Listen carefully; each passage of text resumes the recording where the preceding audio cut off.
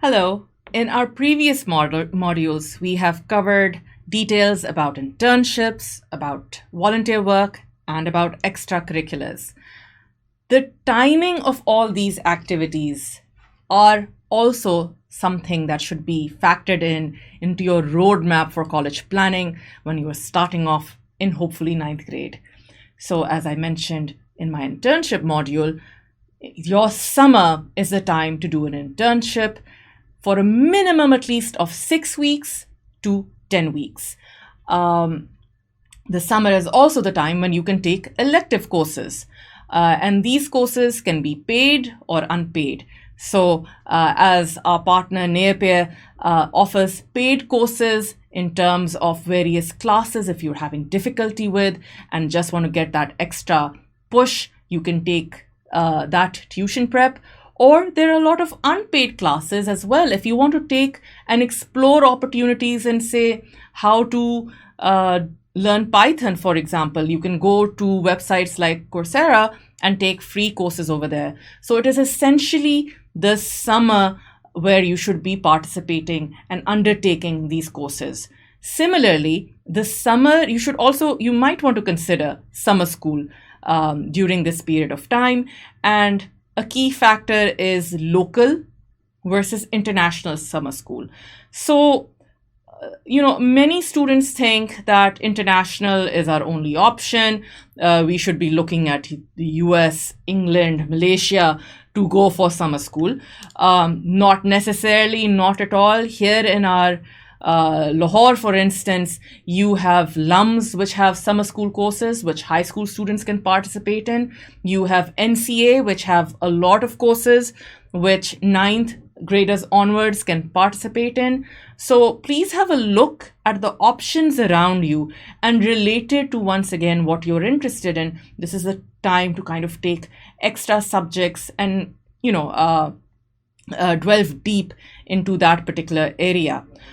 The other thing, if you are going for international programs, what you need to watch out for, and this is something, unfortunately, I know that students and parents get fleeced on, is competitive programs versus brand names.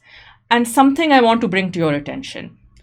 Almost every other school now in the US has summer school going on, including brand names like Princeton, Columbia, Bowdoin, Bates, you name it, and they most likely have a summer school program.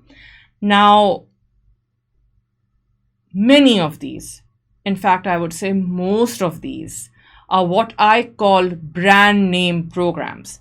In other words, if you pay the money, you will get into the summer school.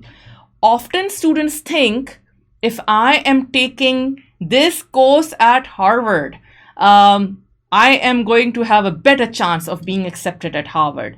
That is not the case. The vast majority of time, summer school programs are outsourced to a third party who are basically conducting those courses on the campus to make use of the time when dorms are empty. College application officers know which programs are competitive versus those which are just brand names. So you kind of need to be aware of this differentiation. If you're not, you can always ask anybody at Ion Ivy. We're glad to help you to identify which are competitive programs versus which are brand names. Let me give you examples of competitive programs. Yale's Young Global Scholars Program is a competitive program. If you apply for it, it is very difficult to get in. Similarly, MIT's RISE program is a competitive program. Many of these competitive programs, by the way, are subsidized or fully funded or have partial scholarships that you can make use of. You will not find this in most cases with brand name programs whose entire purpose is to kind of make money off of this. Yes, I'm not saying that the course will not be helpful. I just want you to be aware of there is this difference. Another key element of your summer activities, and I kind of alluded to this earlier, is taking tuition in the subjects you are weak in, and test prep as well. So, if you are struggling with economics, if you are struggling with physics, this is your time to take that tuition in order to up your game. Not wait till the zenith of your examinations, whether it is your O levels, your A levels, your metric examinations. If you do it at the nth hour and you're trying to take 9 tuitions in 9 different subjects, your game is not where it ought to be or will be. So you should be taking these tuitions and test prep during summer break. NearPeer is fantastic in that it offers you virtual opportunities to do this from the comfort of your home, particularly in the COVID era, that you don't have to spend time in transportation and going to an academy or a tuition center. You can pick a module and just study that particular component which is giving you trouble. Similarly, test prep. Test prep, a key time to do it is during the summer, and something which we will get into greater detail in the test prep module. But the ideal time to do this is when you're in between your O levels and A levels. So you finished your O levels, you are yet to start your A levels. That's a great time to prepare for your SAT and give your SAT examination. Similarly, if you're looking towards the UK, you need to give your IELTS.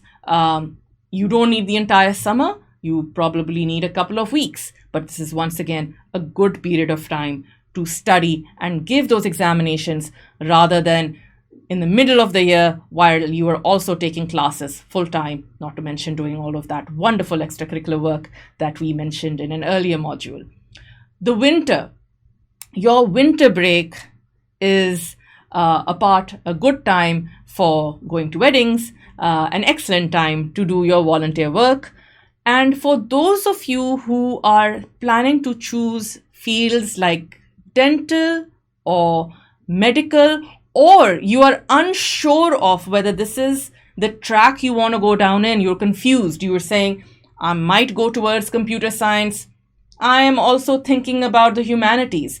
So you want to get shadowing experience during the winter in order to confirm or negate what that career path can possibly be. So if you are thinking, for instance, whether you want to do medicine and you're unsure, you want to do that shadowing experience during the winter break, because shadowing, 4-5 days of being in that environment is a good enough indicator whether this is something you want to do for the rest of your life or you're like, not at all.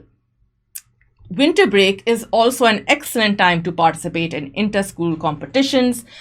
Keep a lookout on the calendar. You will see that there are numerous opportunities happening in colleges as well as schools around you.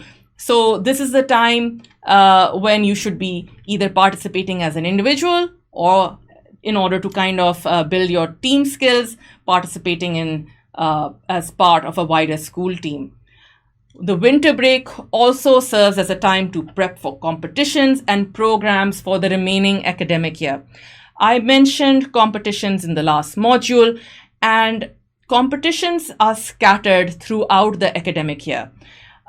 Many of them have deadlines far into the future. So you can take advantage of your winter break. If you know that a certain deadline for a writing competition is in March or is in April, you can spend your winter break a day or two working on that essay and then just submitting it rather than worrying about it in March and April when you have other school assessments and tests going on. So, moral of the story, use your time wisely. Have a plan in place, what your summers are for, what your winters are for, and how you should go about the college admissions process. Thank you.